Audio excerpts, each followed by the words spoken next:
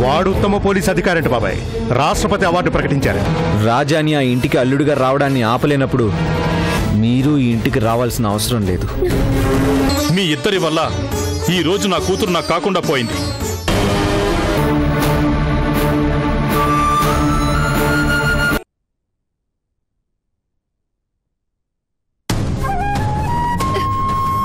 మీ నాన్నగారు మీరిద్దరూ ఈ ఇంట్లోనే కలిసి ఉండాలని కోరుకున్నారు.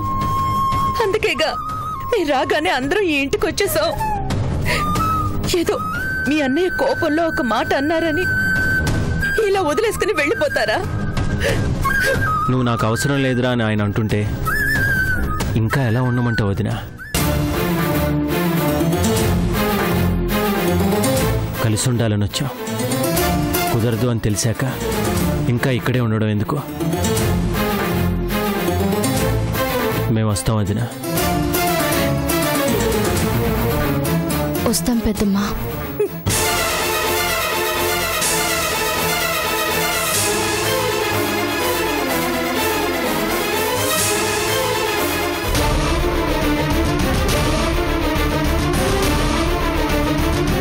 నా మాట కాదని మీరు వెళ్ళాలనుకుంటే నేను చచ్చాననుకుని వెళ్ళండి.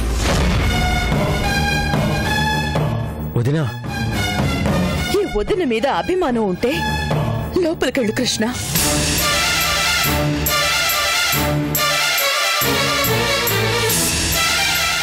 లేదు వెళ్లాల్సిందే అంటే నా శవం దాటి వెళ్ళండి.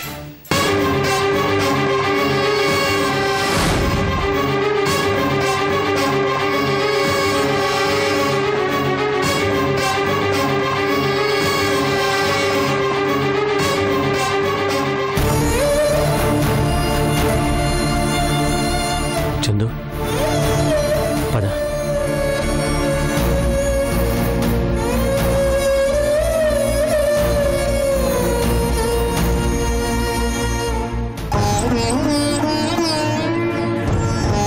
దేవతలాంటి నీ మాట కాదనలేక ఆగిపోతున్నాను వదినా.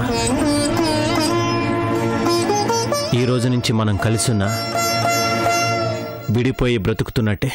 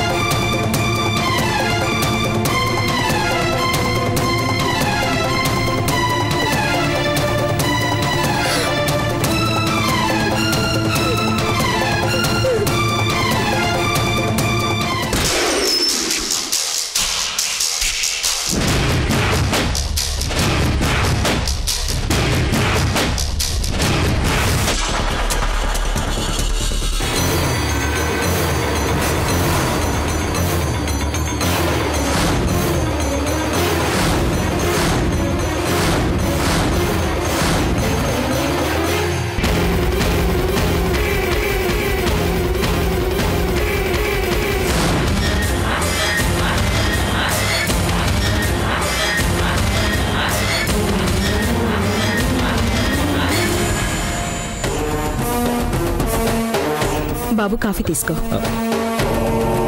నీకెందుకమ్మా ఈ శ్రమ? లలిత తెస్తుంది కదా. తప్పే ఉందిలేయ్యా, మన ఇంట్లో పనులు మనం చేసుకోపోతే ఎలా? లల్లి ఏదమ్మా? పైన గది సర్దుతుంది.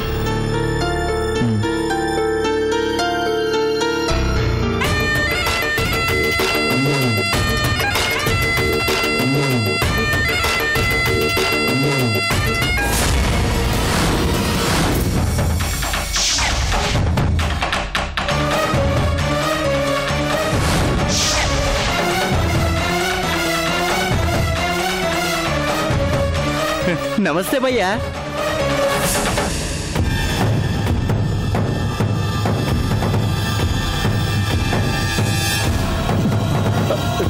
అది కదా భయ్య.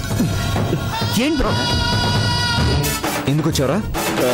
రాకుండా ఉండలేకపోతున్నాను భయ్యా. మళ్ళీ కనిపించద్దు అని చెప్పానా?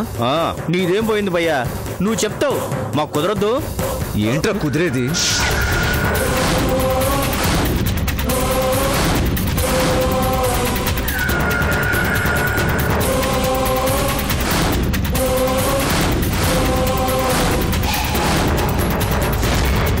చూడు భయ్యా, నీ దగ్గర డబ్బుంది, నా దగ్గర 2 నిజాలున్నాయి.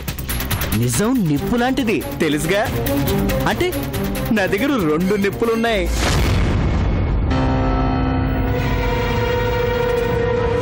అవి భరించడానికి నేనేమైనా శివుణ్ణా? గాలికి తిరిగే కుమారుగాడిని. మంటలు తట్టుకోలేక నీ దగ్గరికి వచ్చినప్పుడు డబ్బులనే నీళ్లతో వాటిని ఆర్పుతూ ఉండాలి. ఏంట్రా బెదిరిస్తున్నావా? బెదిరిస్తే ఏమవుతుందో చెప్పానుగా. ఆవేశంలో నువ్వు 100 అంటావు భయ్యా. అవన్నీ పట్టించుకొని నేను రాలేదనుకో, నష్టపోయేదెవరు? నేనేగా. అందుకే నువ్వు ఏమన్నా సరే సిగ్గు లేకుండా వస్తూనే ఉంటా. ఇప్పటి వరకు నువ్వు అడిగింది లేదు అనుకుండా ఇస్తూనే ఉన్నాను. ఫైనల్ సెటిల్మెంట్ అన్నావు, ఇచ్చేశాను. మళ్ళీ ఇవ్వడం కుదరదు. నువ్వే అలా అంటే ఎలా భయ్యా? ₹1 కూడా ఇవ్వను. మళ్ళీ నాకు కనిపించావంటే ఊరు చివర అనాథ శవమై మున్సిపాలిటీ వాళ్ళకి దొరుకుతావు. అర్థం కాలేదా? ఎన్కౌంటర్ చేసి పారేస్తాను. పోరా భయ్యా. పోరా పో.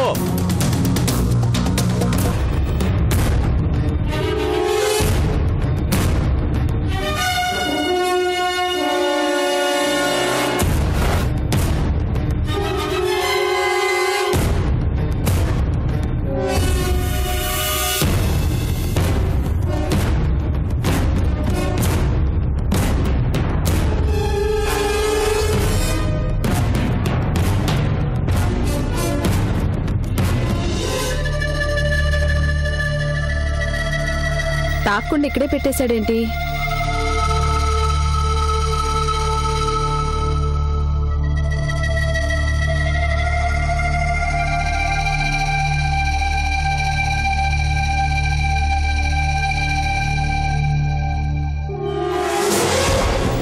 కాఫీ తాగలేదేంటి బాబు?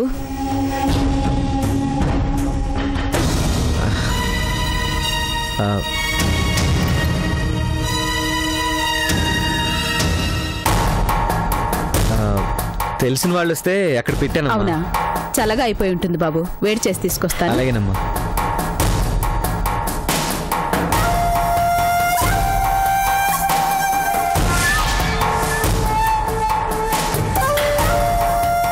ఏంటండి అన్నయ్యని కాలర్ పట్టుకుని మరీ అడుగుతున్నారు? ఫ్రెండ్ కదా, అంత సీరియస్ గా మాట్లాడుతున్నారే? అదా, హెల్ప్ కావాలంటే చేశాను లల్లి. తీరా వాడు చెప్పిన టైంకి అక్కడికి పోలేదంట. వాళ్ళు నాకు ఫోన్ చేసి అదేంటి సార్ మీరు చెప్పారు అతను రాలేదు అన్నారు. నాకే షేమ్ అనిపించింది. టైం మెయింటెనెన్స్ ఉండాలి కదా. అందుక అంత కోపం? నేను ఇంకా ఏమైందో అనుకున్నాను.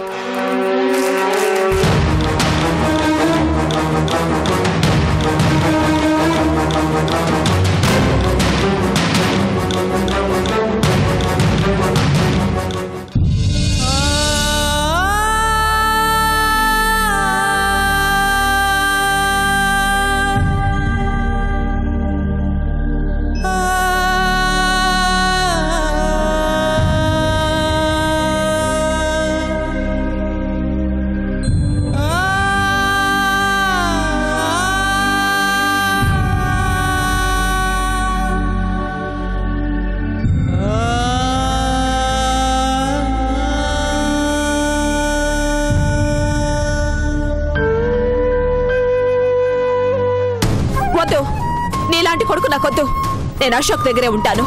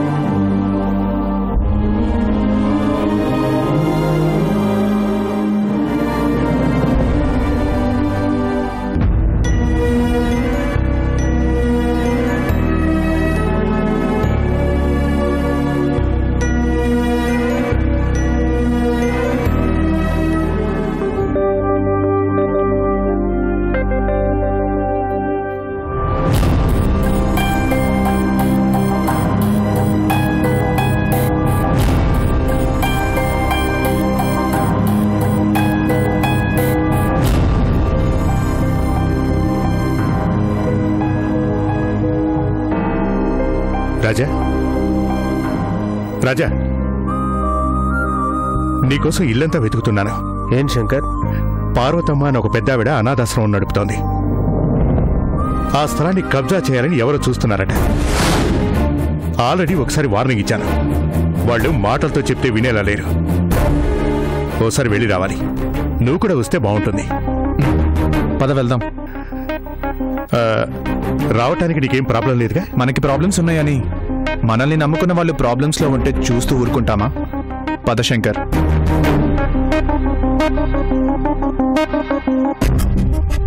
పద వెళ్దాం.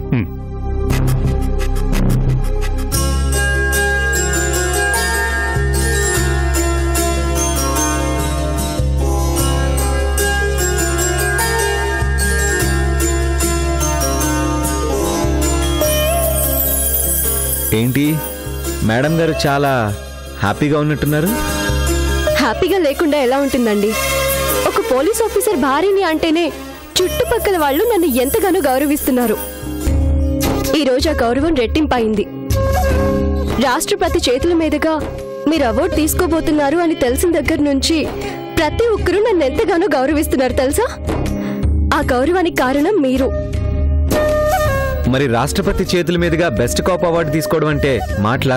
అవార్డు తీసుకునేది మీరే అయినా నేను అవార్డు తీసుకుంటున్నట్టుగా ఉంది. భార్య అంటే అర్ధభాగం అనేది అందుకే. నాకు దక్కే ప్రతి గౌరవంలో సగభాగం నీకెలాగో చెందుతుంది. ఇంత గౌరవం ఎంతమందికి వస్తుందండి? నీ భార్యను అయ్యాను కాబట్టేగా. నాకైతే చెప్పలేనంత ఆనందంగా ఉంది. అది నీ మొహంలో క్లియర్గా తెలుస్తుంది. అవార్డు ఎప్పుడు ఇస్తారండి?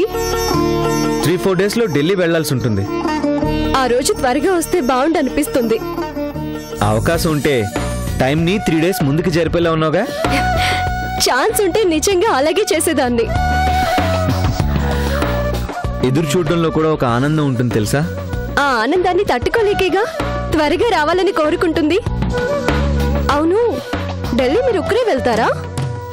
అవును, నేను వస్తానండి. నువ్వెందుకు? అందరిలాగా నేను మీరు అవార్డు తీసుకోవడాన్ని టీవీలోను పేపర్లోను చూడాలా? ఇది పాయింటే.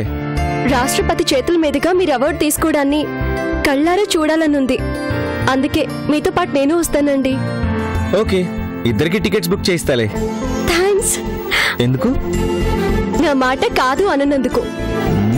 నీ మాట ఎప్పుడు కాదన్నానని? అవన్నీ వేరు, ఇది వేరు. లైఫ్ లాంగ్ గుర్తుండిపోయే విషయం కదండి. నీ ఎక్సైట్మెంట్ చూస్తుంటే ఆ అవార్డు కన్నా చాలా ఆనందంగా ఉంది.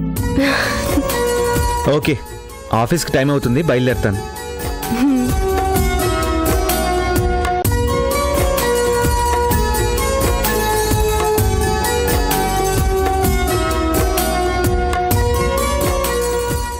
బాయ్ లల్లి. బాయ్.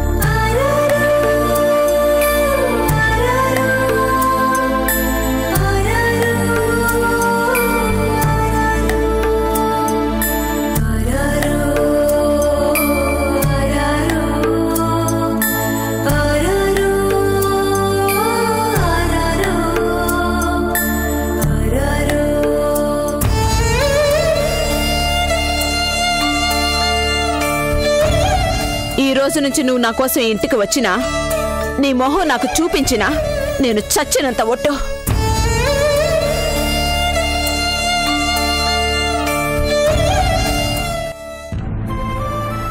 ఇలా ఎంతకాలం రాజా? ఇలా బాధపడే బదులు నేరుగా మీ అమ్మగారి దగ్గరికే వెళ్దాం పదా. మళ్ళీ నా కోసం వచ్చావంటే నా మీద ఒట్టే అంది శంకర్. ఆ మాట అనకపోతే నేను ఆగుతానా? అమ్మకి నాకు మధ్య ఆ మాట లక్ష్మణ రేఖలా అడ్డుంది శంకర్. నేను దాన్ని దాటలేను. బాధపడకు, ఆంటీకి నిజం తెలియకుండా పోదు. ఆ రోజు తను గీసిన గీత దాటి తనే వస్తుంది. నాకు నమ్మకం లేదు. నాకుంది. మంచి కన్నా చెడుకే బలం ఎక్కువ. అందుకే అది మంచి మీద పోరాడుతూనే ఉంటుంది. కానీ చివరికి మంచి చేతిలోనే ఓడిపోతుంది.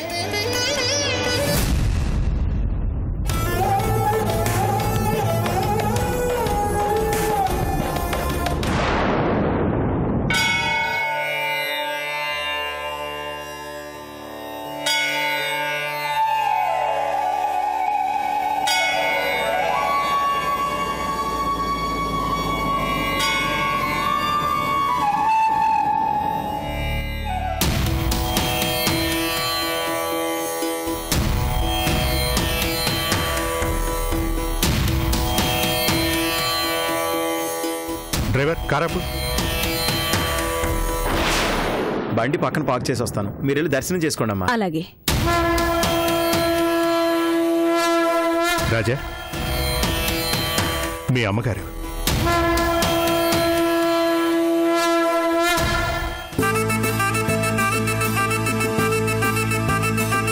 అమ్మా,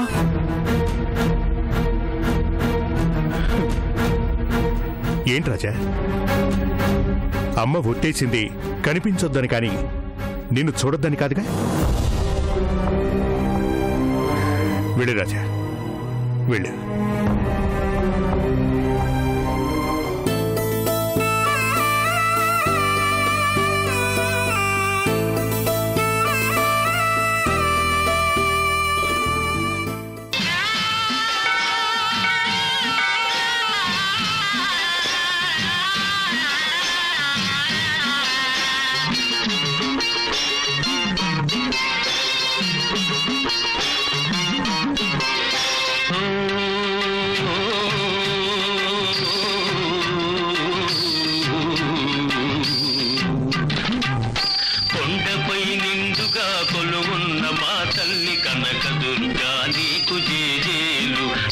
జనని శాంభవి నీకు దండాలు.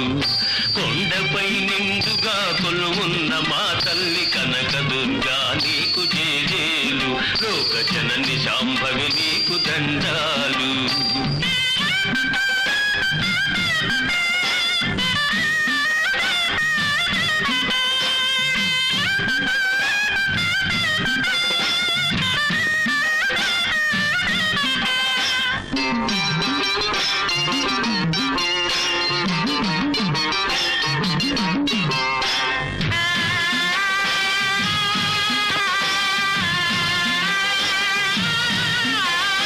భూలోకమందు మా పూజలందుకొనంగ దుర్గవే ఇటకు దిగి వచ్చావు. కనక దుర్గవై ఇక్కడే నిలిచావు. భూలోకమందు మా పూజలందుకొనంగ దుర్గవే ఇటకు దిగి వచ్చావు. కనక దుర్గవై ఇక్కడే నిలిచావు. కాళివైనా మహంకాళివైనా నీవే, బహురూపముల వమ్ము బ్రోతు అంబవు నీవే.